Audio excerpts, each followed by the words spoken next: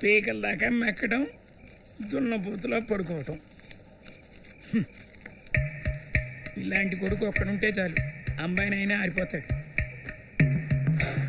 వీడు ఎప్పటికి మారతాడో ఏంటో.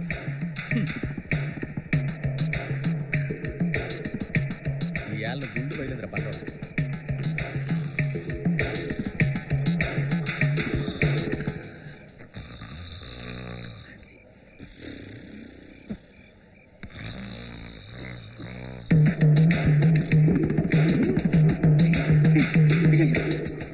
చొక్కాల పెట్టడం చూశాను కదా, చెయ్యి పెడితే తగలదేంటి? మంత్రాలు తంత్రాలు ఏమైనా చేస్తున్నాడా? ఉండు, పొద్దున నీ పని పడతా.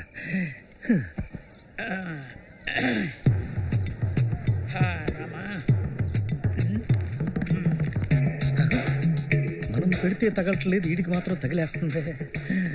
ఏదో ఉంది. ఏమే, నేను వెళ్ళొస్తా. వెళ్ళు, రావద్దు. ఉదయాన్నే కనికట్టు విద్య చూపించాడు, చెప్తా. జయంతి, జయంతి, పీసీ సర్కార్లా మ్యాజిక్లు చేస్తావరా? ఇవాళ డబ్బులు నొక్కేయడం ఖాయం.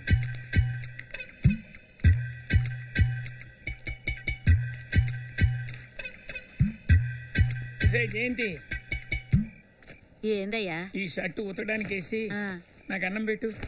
సరే, వడ్డేతాన్రా. కుమారుగా బోల్డ్ని రోజులు కొనుక్కోవచ్చు.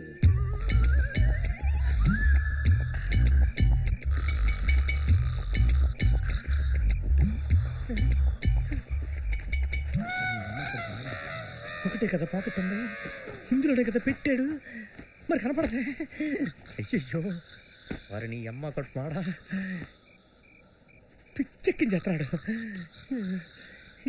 తొక్కి చంపేయాలరా నీ పంది మొక్కమాడ.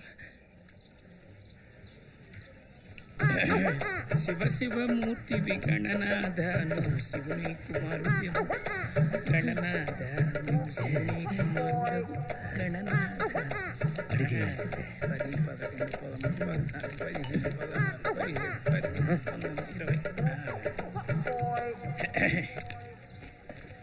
ఏంట్రా? నాకు నిజం తెలియాలి. ఏ నిజం తెలియాలి?